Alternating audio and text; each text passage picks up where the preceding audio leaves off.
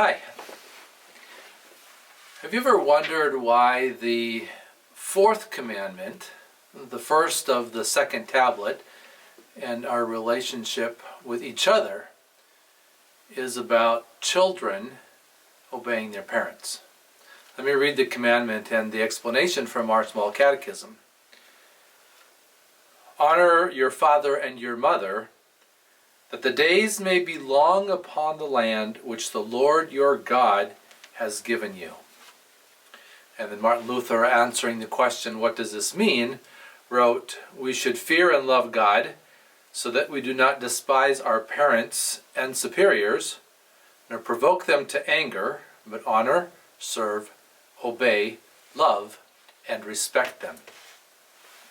So as I was thinking about this commandment being the first of the second tablet, it occurs to me that there's a strong possibility here that God is reminding us of the foundations of society, and that the foundations of society are really built on the family.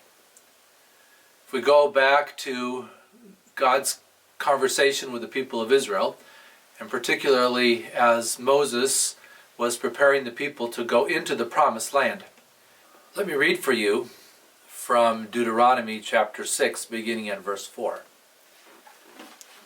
Hear, O Israel, the Lord is our God, the Lord is one. And you shall love the Lord your God with all your heart and with all your soul and with all your might. And these words which I am commanding you today shall be on your heart. And you shall teach them diligently to your sons, and shall talk of them when you sit in your house, and when you walk by the way, and when you lie down, and when you rise up. And you shall bind them as a sign on your hand, and they shall be as frontals on your forehead.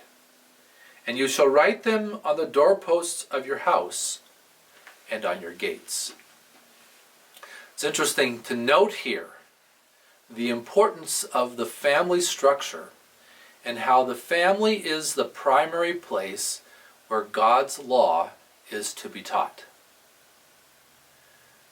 The fathers, the parents, were encouraged to share God's ways with their children every day as they walked out from their homes, from the villages, out into their fields. That as they walked along the way, they were to share God's word with their children.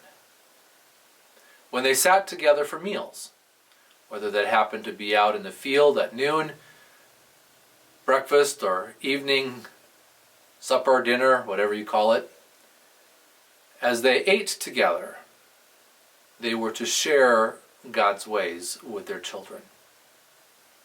As they tucked their children in for bed at night, they were to share God's ways with their children. And as they got their children up in the morning for the next day's work, they were to share God's word with their children. It's interesting also, if we go back to Genesis, the beginning, when we read about creation, how the first command that God gave the man and the woman was to be fruitful and multiply, to have a family. So it's not unreasonable that the first commandment that God gave to us, as He is encouraging us in our relationships with each other, is a family commandment. That we, the children, need to listen to our parents. That we, the children, need to honor God by honoring those that God has placed in authority over us. Those that God has given to us to be our teachers. Those to whom God has given the charge of sharing God's word. So the commandment says that we are to honor our father and our mother. There's a promise that goes with this commandment, that we would live long in the land that the Lord our God gives us. Now, in the original setting, God was preparing the people of Israel to go into the promised land, the land of Israel, And he was telling them that if they listened to their parents, if they heard the teaching that was entrusted to the parents, the teachings of the way of the Lord, the commandments that God had given them, that things would go well for them. That listening to their parents, as their parents shared God's ways, would instill in them God's ways, that they would follow God's ways, and that would prove of benefit to them, and their lives would be long and full. So as we hear this commandment today, we're not preparing to go into the promised land or take possession of the land that God gave us. And yet the principles are the same. That the family is the foundation of society. That we parents are given the charge of bringing our children up in the ways of the Lord. It's one of the charges that we place on parents as we bring our children to God, that they might receive from Him the gift of faith in baptism.